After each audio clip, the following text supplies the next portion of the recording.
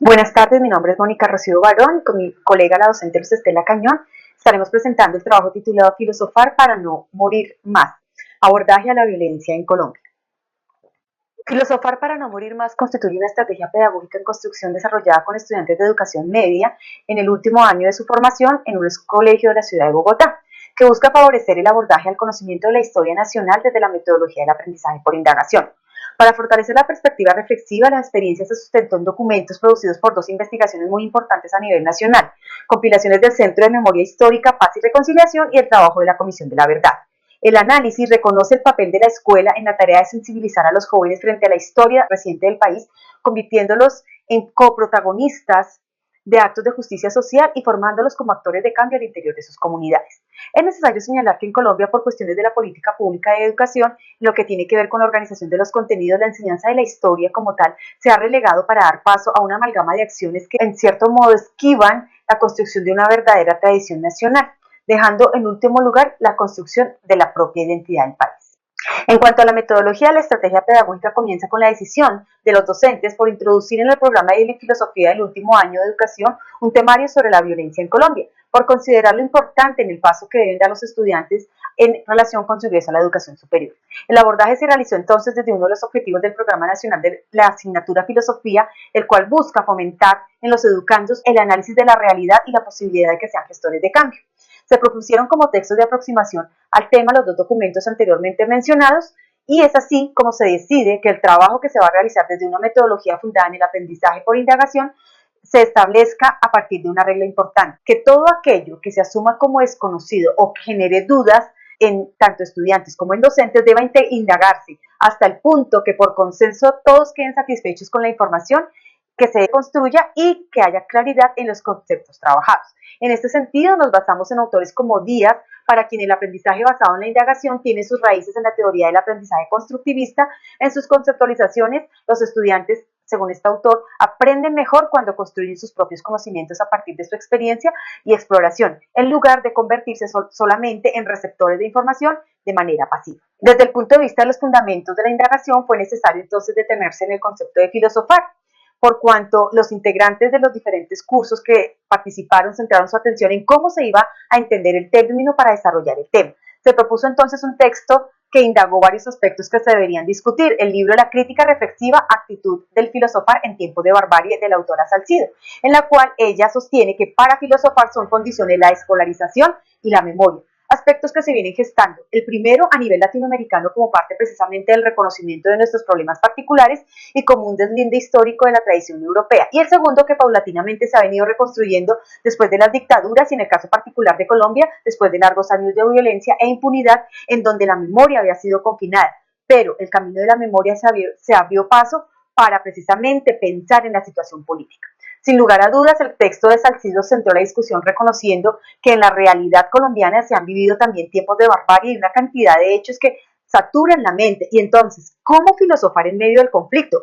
Buscando aproximarnos a posibles soluciones que dieran respuesta a este interrogante, con los estudiantes se decidió que era necesario promover en la comunidad el conocimiento de la historia a partir de tres instancias claves. Primero, involucrarse, entendido como el saber, conocer, ponerse en los zapatos del otro, identificarnos, sentir, pensar, reflexionar, analizar, comprometerse a precisamente difundir todo este conocimiento, que es la segunda categoría, y poner el tema de la violencia sobre la mesa, reconocer a las víctimas y sus derechos, a proteger, a no polarizar, no estigmatizar, no excluir, a escuchar, a solidarizarse y respetar y no acudir a las vías de hecho. Y la última categoría importante, transformarse, reconocida como esa manera de proceder de manera diferente, de liberarnos, escuchar, ser cada día mejores, valorar más, amar, ser conscientes, sensibles, empáticos y aprender a convivir.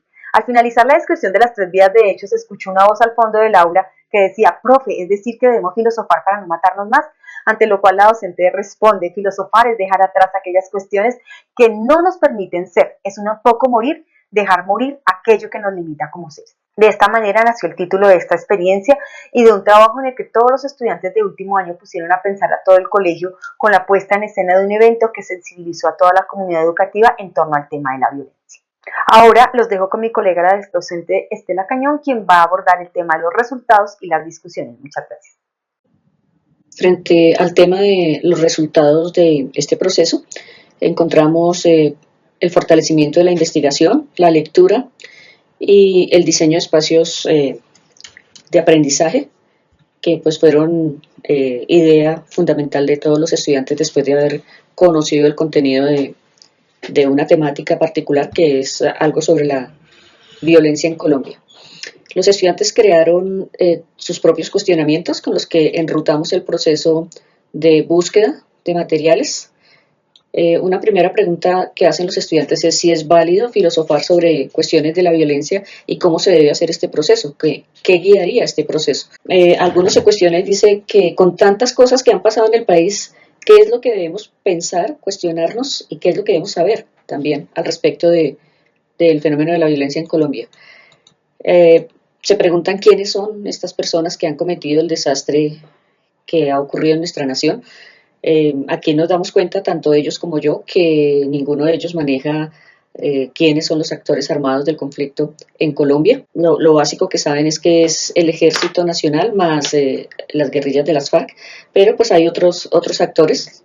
Algo que tiene la violencia en Colombia es demasiados actores, entonces aquí se ha conformado también una diversidad de prácticas alrededor de la violencia que se reconoce también por sus propios ejecutores.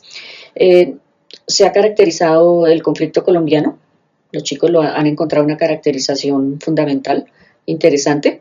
También hay unas preguntas muy interesantes en las que los chicos dicen cómo se puede pensar en medio de un conflicto con tanto miedo y tanta violencia.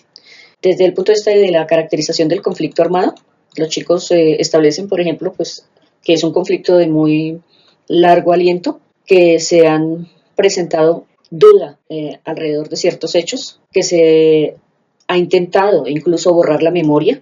Hay hechos por los cuales el Estado no quiere responder, por ejemplo, la masacre en las bananeras ha cuestionado ese hecho como algo inexistente que hace parte del imaginario de las personas. Otros hechos como los 6.400 falsos positivos, es decir, asesinatos selectivos, que no los quiere reconocer, ha acudido a generar la duda para borrar el hecho. Entonces es una forma también de borrar la memoria.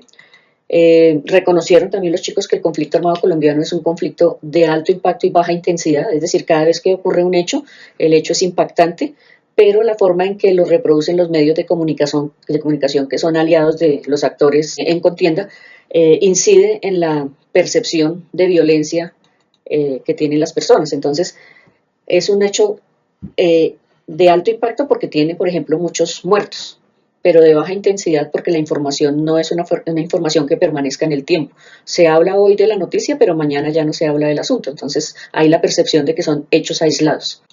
Frente al trabajo que los chicos también han elaborado, es importante recalcar que todo el proceso que hemos realizado ha sido elaborado por los mismos estudiantes, todo el material que se ha utilizado.